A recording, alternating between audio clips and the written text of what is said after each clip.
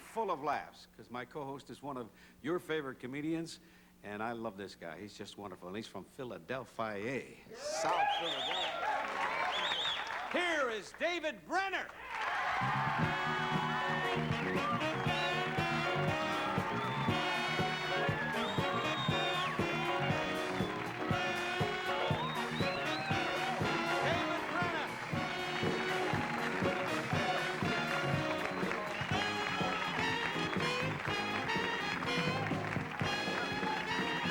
With Mike's co-host this week, David Brenner. You've worked with some strange acts in your lifetime, haven't you, David? Forget it. I've been doing this 10 years. I had one guy suck tennis balls. I'm not going to tell you about. Tennis balls? Anything for show business. What's the strangest act you've ever worked with? The strangest is probably, well, let me preface it by telling, I don't believe in, you know, the occults. You know what I'm saying? Yeah, astrology. Yeah. I know people are very into that. I just think of it like you're not into astrology Forget at all? it. But Sagittarius and Gemini walk in front of a bus, they're both dead. That's it. That's true. Right? Maybe the Gemini will die twice. I don't know. And that's why I can't stand people come up to me all the time. You know, what sign are you? You know, what sign were you born under? Stop sign at 4th and Dickinson. Leave me alone. I'm not interested in stars. That's it. So none of the occults, right? None of the occults. I had a person call, though. I got an interesting call. I don't know if this is going around the country. There's a way of relaxing, which is very good. And you know, people should sort of meditate or relax. Everybody. I have my own system. I sit in a chair and I doze off. But you should do something. I get a call. You ready for this? It's a way of relaxing. They give you a word, and it's called your mattress or something. And something like this. A word? Matrix or mattress or something. Oh. Something like that. Yeah, and you hum a word. So I said, and the guy's talking to me on the phone. And you know, you come to class and we give you this word. I said, that sounds fine. How much is it? Right away, I'm looking for the angle, you know? Yeah. He said, nothing. It doesn't mean nothing. He said, nothing. The word costs you $400. It's your own word. I said, listen, I'm going to give you 2 words for nothing. All right, so you see, now you got the premise. I don't believe in the supernatural. I get it. I'm working at a college concert in the Midwest. Okay, we have a great opening act with you. We have this fellow. It was not the amazing Kreskin. It was like the wonderful walrus or something. A guy, right? Mind reader. Big teeth, guys. Yeah, like this. Yeah, on each side.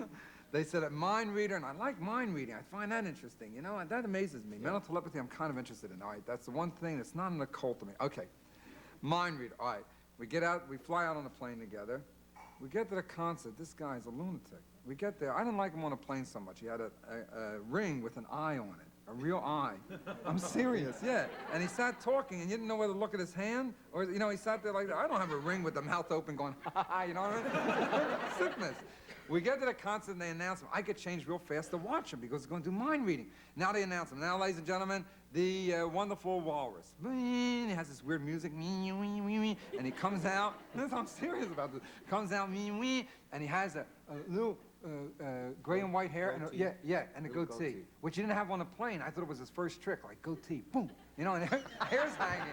Watch my beard grow. Yeah. Where did he get this goatee? He has this little goatee, and he comes out and says, ladies and gentlemen, I'm gifted from birth. I can read minds. And I don't know how I do it, and I'm going to do some, demonstrate some mind reading for you, blah, blah, blah.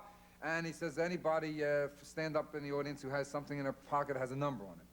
Young student stood up. He said, all right, what is it? He said, just tell me what it is, a license, driver's license. He said, all right, I want you to concentrate. And he goes through first the qualifying thing they all do. Do you know me? Do I know you? Did your mother ever fall in a bathtub? You ever been in Cincinnati? Do you like ice cream? They find out they're from... That's just a formality. Yeah, just to get that over with. There are 2 different planets, solar systems, they can go on with the act. Okay. He said, all right, young man, concentrate on the license. And I'm watching backstage, and the fellow starts looking at the driver's license. He says, all right, I see a number. 2, 4, 5, 9, 8, 7, 6, 1, 1, A, and you've had 2 violations in the last 6 months driving at speeds above the limit. The kid says, right. The audience goes crazy. I'm backstage. You're better than a wonderful walrus. You're the fantastic walrus. You know, I can't believe the guy. He's going great. Then he goes on and he reads an American Express card number. And then he says, someone's thinking about an aunt who's having an operation. She's going to be all right. And this one, and this one. And there was someone here who was thrown from a horse last week. And he's doing things, I never saw anything like it, Mike. Amazing. Now he ends up, he says, all right, now I'm going to end my act with my greatest trick. I've asked the dean of the university to hide my check that I'm to receive for tonight's performance, which is about $2,500. And it's a lot of money, right? Somewhere in the auditorium, anywhere, under the stage, under the rug here, behind the sound thing and a light, anywhere. Well, make some suggestions. Yeah. Anybody. If I find the check, fine. If I do not find a check through the process of mental telepathy, I return the check to the University of Constance for nothing. How can he return it if he doesn't find it? Well, I mean, he won't take it. Oh, I see. He won't take it. I'm backstage thinking he's an idiot. You know what I mean? I mean, even if you know you're going to do it, say you give back $9. You know what I mean? So he starts and he says, all right, I need absolute silence. He says, all right, and then has this weird music, come on. And he's walking around and he says, all right, I see in my mind a young lady with a green dress. 3 of them stand up. I thought he's caught. This is great. He says, all right, wait a minute. The young lady I see is wearing a gold pin of an animal. Anyone like that? And one of the girls goes, I have a squirrel. He says, all right. The others, I'm not an actor. What's she going to say? Hey, I have a squirrel. She said, I have a squirrel. So the other, do you have any animals? No. They sat down. Listen to this. This is amazing. He said, all right, young lady, I want you now. Dean, keep concentrating where you hit the check. I know if I were the dean, I'd be going, Minnesota. Suck him in good, So the dean's concentrating, and the mind reader goes, young lady, lift the bottom of your seat. Ba-da! She reaches down, lifts the chair. Underneath the chair is taped the check. While the audience goes crazy, he comes off stage. Everyone's applauding. I'm applauding him. I said, that's wonderful. How'd you do the trick? He says, I don't do tricks. I read minds. I said, come on, I'll tell you how I write jokes. How'd you do the trick? He said, I don't do tricks. I read minds. And he walks off. I said, yeah, read this. You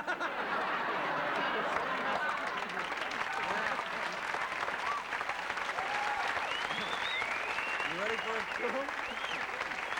All right, I go out. Same message Same message you gave the other guy. For 2 words for free. Yeah. Same thing. Same message. Same message. Now, I go out on stage, I am seething.